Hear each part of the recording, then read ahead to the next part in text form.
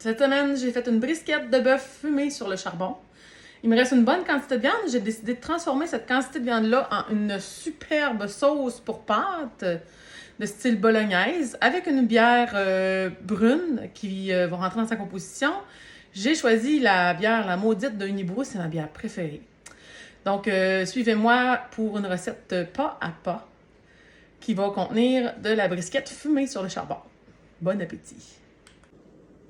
Voici donc les éléments qui vont entrer dans la composition de la sauce. On a 2 conserves de tomates andées épicées, une conserve de pâte de tomate, une maudite, des champignons qu'on va laver et hacher, un poivron, de l'ail en masse, parce que c'est ça qui fait que le goût est si bon, un oignon, 2 gigantesques carottes, mon restant de brisquette. Ça ici, c'est mon jus de cuisson de brisquette qu'on va mettre dans la sauce qui va donner une saveur assez incroyable.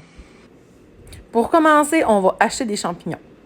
Je sais qu'il y a beaucoup de monde qui n'aime pas la saveur des champignons, mais moi, j'adore ça, donc j'en mets vraiment beaucoup.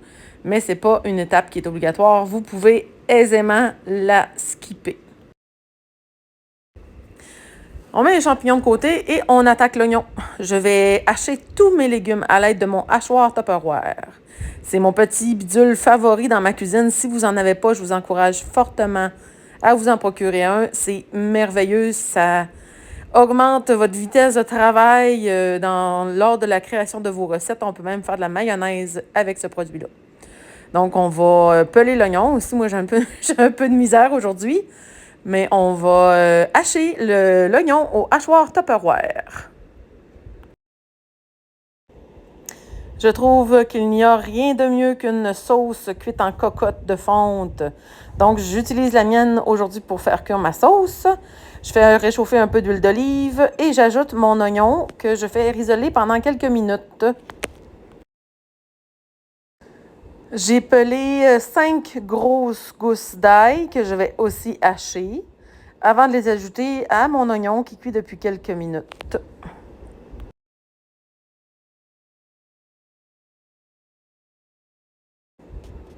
C'est maintenant au tour du poivron rouge. Je vais le tailler en morceaux. Ensuite, je vais le hacher et l'ajouter à mon oignon et mon ail. On fait risoler encore quelques minutes.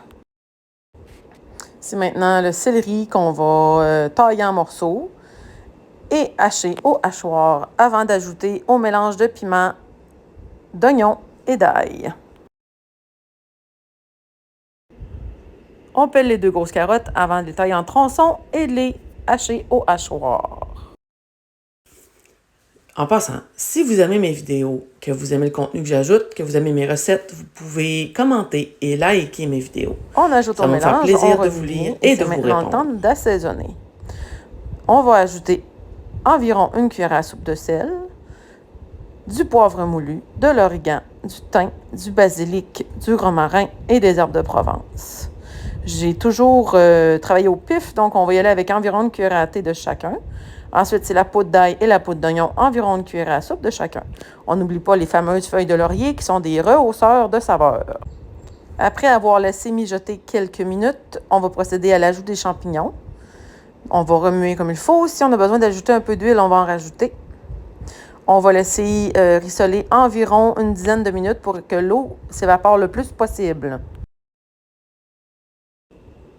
Comme l'eau était pratiquement évaporée, j'ai procédé à l'ajout de mes morceaux de brisquette dans le mélange. On remue bien encore une fois, on défait les morceaux avec la spatule. Quand on voit que le liquide est pratiquement tout évaporé, on peut procéder à l'ajout de notre bière. Comme vous voyez dans le fond de la casserole, il y a pratiquement plus de jus. On va donc ajouter notre bière au mélange et laisser mijoter pendant une dizaine de minutes.